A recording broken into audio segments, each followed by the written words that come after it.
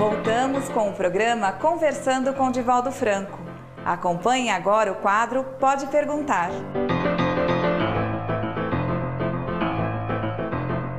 Nós recebemos e-mails da Fabiana Pereira e do Jonathan Lobato. E eles pediram para você psicografar uma mensagem de seus entes queridos. É possível uma comunicação? De maneira nenhuma. Primeiro porque eu não tenho tempo para atender e-mail. Eu recebo mais de 200 por dia.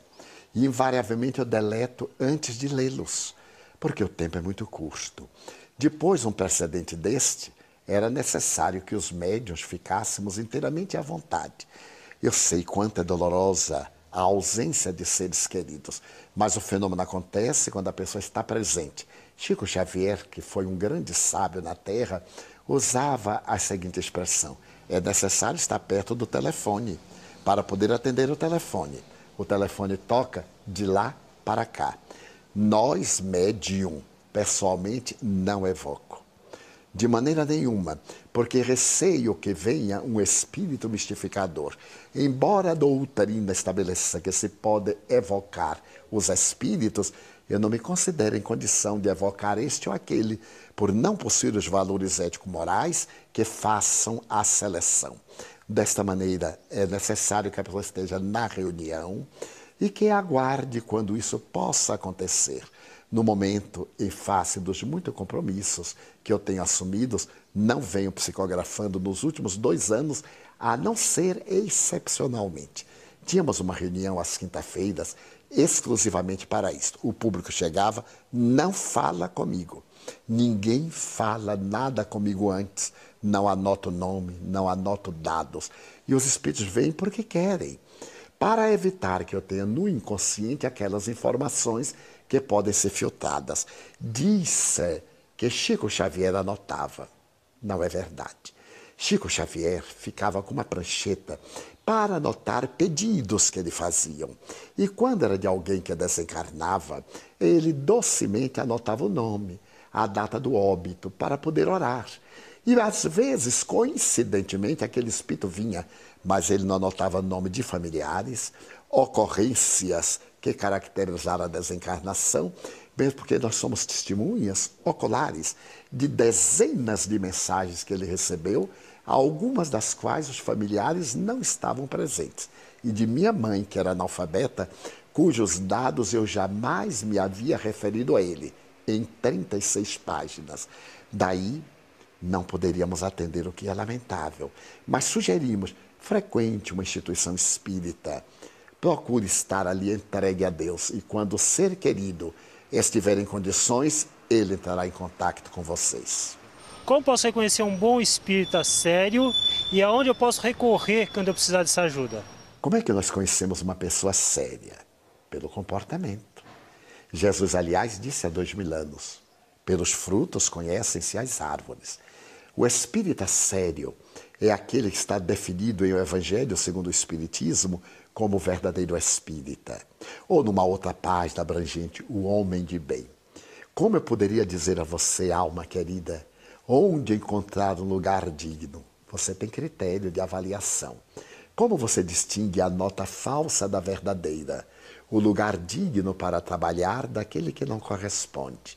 Nós não podemos violentar o livre-arbítrio. E se você for vítima de alguém que se diga espírita e não é sério, e de uma instituição que tenha o rótulo não seja digna, não lhe prejudicará. Dar-lhe a experiência para, depois de ver uma cópia imperfeita, identificar o original, que é o espiritismo. E eu gostaria de saber como pode ser definido o espiritismo. Allan Kardec foi um grande filólogo, conhecedor de línguas, falava 5 idiomas. E do francês ele era mestre. Escreveu uma gramática somente sobre a conjugação das irregularidades dos verbos franceses, que são os mais irregulares das línguas neolatinas. Então ele disse assim: para ideias novas, palavras novas. Proponho a palavra espiritismo, que é uma ciência que estuda a origem, a natureza, o destino dos espíritos e as relações que existem entre o mundo corporal e o mundo espiritual. Por que ele propôs a palavra?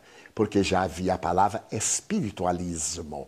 O espiritualismo é a doutrina que crê na sobrevivência da alma.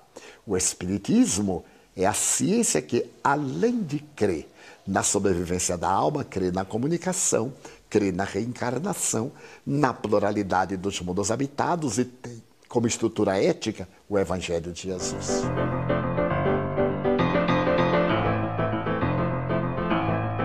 Nas palestras, Divaldo, as pessoas se admiram e perguntam: nossa, mas ele é historiador? Você traz informação sobre psicologia, física quântica? E eu tive uma cena curiosa que eu participei de uma palestra que você fez em Ribeirão Preto, no Hospital das Clínicas. E os médicos que estavam na plateia, eles falaram: mas quem é ele? Por que ele sabe tanta coisa de medicina? E você mesmo disse que não tem nenhum diploma. Aliás, você só disse que tem o diploma de datilografia. Que é verdade. Quando você fala o que é seu e o que é mediunidade? Hoje, naturalmente, depois de 60 anos, eu tenho alguma experiência. Dizemos em Salvador que até papagaio velho aprende a falar. Mas quando eu comecei, foi uma surpresa. Mas uma surpresa muito curiosa, porque eu não tinha a menor ideia. Eu lia. Passava pela minha mente como uma fita de teletipo. E eu tinha que ler de acordo com a velocidade. Então, às vezes, eu falava muito rápido para não perder, porque se eu perdesse, eu não sabia. E recordo-me que na Federação Espírita do Estado de São Paulo, onde frequentava a elite nas reuniões dominicais das 10 horas, dirigidas por Vinícius, o professor Pedro de Camargo, eu tive a ocasião de falar, estava muito nervoso, muito preocupado. Quando o Espírito Viana de Carvalho me disse: tranquiliza-te, nós vamos abordar um tema científico. Eu preparei psicamente e vi escrito. Então começava a frase assim: Lord, B-A-C-O-N. Eu então disse à baiana: Lord Bacon, disse. O Espírito falou assim: bacon, burro. Tu não sabes o que é bacon? Eu disse: não, senhor, na Bahia bacon é toucinho. Ele disse: mas este foi o Lord Bacon. E eu vi a frase. Aprendi com os espíritos. Eu lia. Ainda hoje ocorre. Outras vezes eu tinha a sensação de ver uma página muito grande de um livro e alguém me acusou que eu fechava os olhos para estar fingindo. Nunca fechei os olhos. Eu os tenho assim mesmo rasgados e às vezes, com a incidência da luz direta, eu procuro poupar meu excesso de claridade, mas nunca procurei uma postura que desse uma ideia falsa, porque não dá tempo mental. Então vieram as experiências, vários amigos, como o Espírito Manuel Viana de Carvalho, que é um espírito muito douto nos temas científicos, ele vem e acorre. Nesse encontro em Ribeirão Preto, eu vi duas veneráveis entidades médicas, porque estava inclusive o secretário de saúde naquela oportunidade. Eles vêm e ajudam-me. Daí, quando eu volto à lucidez e me fazem perguntas mais profundas, eu lhe confesso que eu não sei. E digo até brincando, eu não sou enciclopédia britânica. Sobre espiritismo eu tenho a obrigação de saber, porque estudo. Há 60 anos eu estudo o espiritismo. Com todo o carinho, a codificação, as obras subsidiárias, as complementares, a dos cientistas do século XIX, que deram o contributo dos fatos. Mas outras obras, lamento não ter tempo de ler, mas leio sempre que é possível.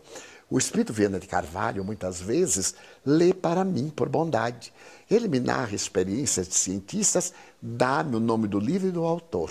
Conforme as gravações que aí estão, não cita uma frase de alguém que não me refira à fonte de referência, pelo respeito que eu tenho aos autores. Então, o que é meu?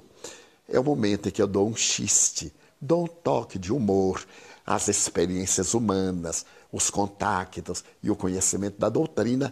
Essa é a minha contribuição. O programa de hoje chega ao fim. Se você ficou com alguma dúvida, quer fazer uma crítica ou sugestão, escreva para a gente. Nós vamos ter muito prazer em receber sua mensagem. Acesse www.tvmundomaior.com.br e clique no link Fale Conosco.